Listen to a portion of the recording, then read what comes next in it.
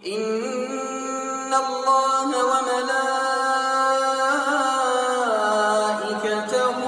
يصلون على النبي يا أيها الذين آمنوا صلوا عليه وسلموا تسليما.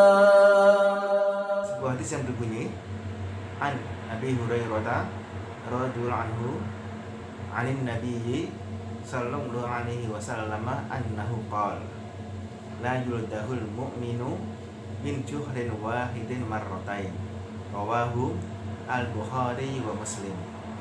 Dari Abu Hurairah yang Allah telah meridhoinya, dari Nabi Muhammad sallallahu alaihi wasallam, sesungguhnya ia bersabda, orang mukmin itu tidak akan tersengat dari ular berbisa dari lubang yang sama 2 kali.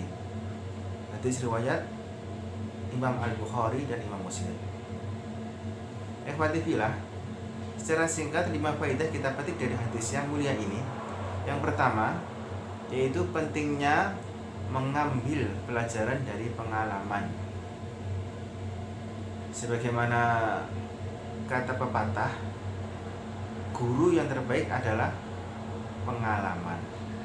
Demikian pula perintah Allah SWT di dalam firman-Nya yang pertama kali turun kepada Nabi Muhammad SAW, yaitu ayat Iqra yang berbunyi A'udzubillahi minasyaitonirrajim Bismillahirrahmanirrahim. Iqra bismi rabbikal ladzi khalaq. Bacalah dengan nama Tuhanmu yang telah menciptakan. Di sini perintah membaca. Padahal Nabi Muhammad SAW adalah seorang yang ummi, tidak bisa baca, tidak bisa tulis. Maka yang dimaksud adalah membaca ayat-ayat kauniyah, yaitu penciptaan langit dan bumi dan semua makhluk yang Allah ciptakan di alam semesta ini.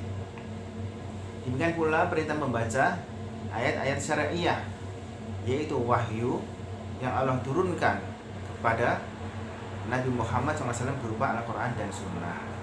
Ini faedah yang pertama. Kemudian faedah yang kedua, wajib berhati-hati dan jangan sampai terlena oleh dunia, sehingga melalaikan tujuan di kampung akhirat, yaitu tidak tenggelam dalam urusan-urusan dunia semata. Selanjutnya faedah yang ketiga, perkara ini mencakup masalah dunia dan masalah akhirat. Misalkan masalah dunia, ketika terjadi kegagalan, maka jadikan kegagalan itu sebuah pengalaman dan cambuk untuk menjadi lebih baik dan tidak berputus asa.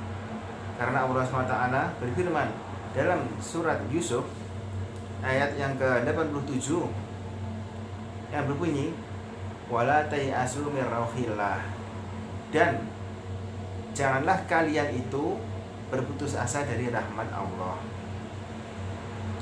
Kemudian mengenai urusan akhirat, ketika seorang itu terjatuh dalam perbuatan dosa, maka hendaklah bersegera untuk bertaubat, menyesal, meninggalkan dosa tersebut dan mengganti dengan amalan-amalan soleh lainnya.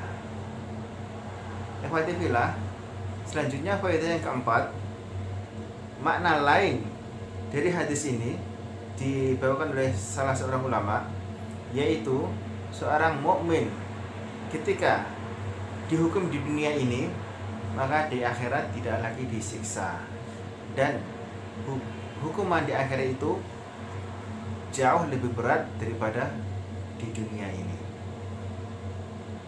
Selanjutnya yang terakhir, yang kelima, yaitu keutamaan orang yang beriman dan mampu mengambil pelajaran. Sebuah kisah yang menakjubkan yang kita telah mengenalnya, yaitu peristiwa Isra dan Mi'raj.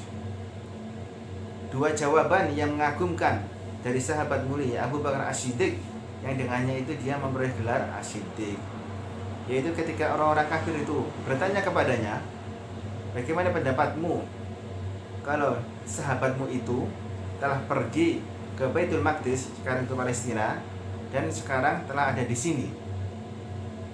Maka Abu Bakar balik bertanya, apakah dia mengatakan begitu? Mereka menjawab iya. Lalu Abu Bakar menjawab, kalau begitu dia benar.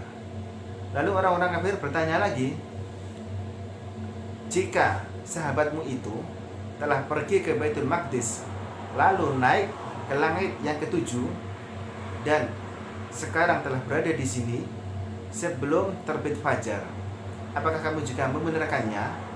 Maka jawaban luar biasa dari sahabat Abu Bakar Siddiq, yaitu mengatakan, seandainya dia mengatakan lebih dari itu, maka aku membenarkannya. Subhanallah wallahu akbar.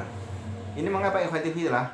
Karena Abu Bakar Siddiq telah mengambil pelajaran dari pengalaman yang mana telah menjadi sahabat Nabi Muhammad SAW sebagai utusan Allah, tahu bahwasanya beliau memiliki akhlakul karimah, tahu bahwasanya beliau itu sangat menghendaki hidayah untuk umatnya dan tidak berpikir untuk kepentingan pribadi. Maka rasionalnya, untuk apa ia berbohong, dan itu sangat mustahil baginya. Ikhwatifillah, ini kajian singkat kita kali ini, yang intinya adalah hendaknya kita itu mengambil pelajaran dari pengalaman-pengalaman yang kita alami. Mudah-mudahan Allah SWT memberikan hikmah kepada kita sehingga bisa mengambil hikmah dari peristiwa yang kita alami, dan kita dimudahkan untuk mengamalkan perintah-perintah Allah dan menjauhi larangan-larannya. Amin ya rabbal alamin. Allahumma nafa'na bima 'allamtana wa 'allimna ma yanfa'una warzuqna ilman yanfa'una.